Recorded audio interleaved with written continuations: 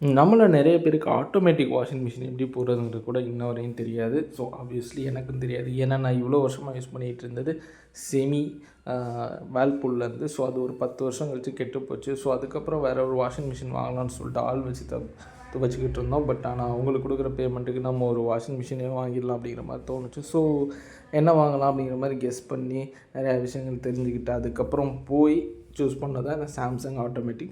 So automatic தான் வாங்கணும்னு நான் டிசைட் பண்ணிட்டேன். ஏன்னா பாதி ஒர்க்குக்கு மேலே முக்கால்வாசி ஒர்க்கு அதுவே பார்த்துட்டு ஸோ வந்துட்டு நமக்கு பெருசாக ஒர்க் இல்லை. செமி பண்ணும்போது ரொம்ப கஷ்டமாக இருக்கும் ஆட்டோமேட்டிக்கை கம்பேர் பண்ணும்போது. ஸோ எனக்கு எப்படி யூஸ் பண்ணணுன்னே தெரில ஃபஸ்ட்டு.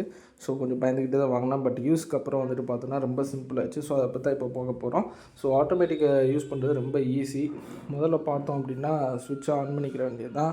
ஸோ ஓப்பன் பண்ணிவிட்டு உள்ளே எவ்வளோ ட்ரெஸ்ஸஸ் வேணுமோ போட்டுட்டு அதுக்கப்புறம் அவங்களோட டிடர்ஜென்ட் பவுடரை வந்துட்டு அந்த ட்ரெஸ்ஸுக்கு ஏற்ற மாதிரி கால்குலேட் பண்ணி போட்டுக்கோங்க.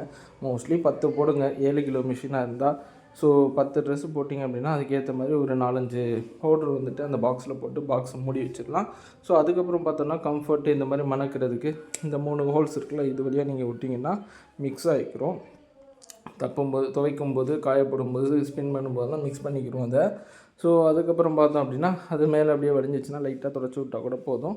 ஸோ அதுக்கப்புறம் எல்லாம் போட்டு முடிச்சிட்டோம் அப்படின்னா நீட்டாக க்ளோஸ் பண்ணிவிட்டு அங்கே போய் பவரை ஆன் பண்ணிவிட்டு ஸோ மெயின் பவர் பட்டன் அமுக்குங்க. ஸோ இதில் பார்த்தோம்னா நிறையா ஆப்ஷன் கொடுத்துருக்கு. நார்மலாக வாஷ் பண்ணணும்னா வாஷ் பண்ணலாம், இல்லை குயிக் வாஷ் பண்ணணும்னா வாஷ் பண்ணலாம், இல்லை டைமர் செட் பண்ணி வாஷ் பண்ணணும்னா வாஷ் பண்ணலாம், ஜீன்ஸ் வாஷ் பண்ணணும்னா அதுக்கு ஒரு மாதிரி வாஷ் பண்ணணும், போர்வைங்க கம்பளி மாதிரி இதுனா அதுக்கு ஒரு மாதிரி வாஷ் பண்ணணும், நிறையா கல் வச்ச சேலைங்கன்னா கல்லை எப்படி தப்புறது அந்த சேலை அதுக்கு தனியாக ஆப்ஷன், இந்த மாதிரி நிறையா ஆப்ஷன் கொடுத்துருக்காங்க. ஸோ பவர் பட்டன் அமைக்கிட்டு கீழே ப்ளே பண்ணி நான் நார்மல் வாஷ் தான் போடுறேன். ஸோ ப்ளே பண்ணி ஒன்றை கொடுத்து செலக்ட் பண்ண ஒன்று உள்ளே பார்த்தோம் அப்படின்னா நம்ம போட்ட துணியெல்லாம் அது ஒரு மாதிரி ஆல்ட்ரு பண்ணோம்.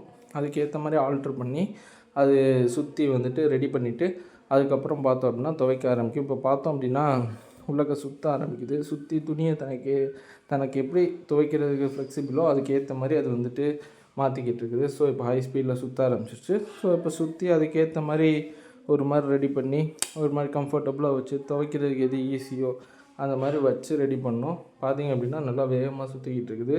ஸோ ஃபஸ்ட் டைம் போடுறப்போ பயந்துருவாங்க, என்னடா தண்ணியே இல்லை அப்படின்னு. ஏன்னா நானும் அப்படி தான் யோசித்தேன். அதுக்கப்புறம் தான் வந்துட்டு தெரிஞ்சிச்சு இது சுற்றி ஆல்ட்ரு பண்ணதுக்கப்புறம் தான் தண்ணி உள்ளக்க வரும் அப்படிங்கிறது.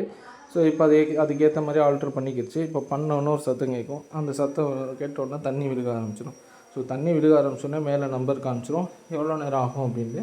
ஸோ 48 நிமிஷம் காட்டுது எனக்கு. வாஷ் பண்ணி அதுவே வந்து ரின்ஸ் பண்ணி அதுவே ஸ்பின் பண்ணி எல்லாத்தையும் முடித்து தண்ணியை வெளியேற்றி விட்டு வாஷிங் மிஷின் முடிஞ்சு ஓடி அப்படிங்கிறதுக்கு ஒரு சவுண்டு கொடுக்கும். அப்போ நம்ம வந்துட்டு ஆஃப் பண்ணிட்டு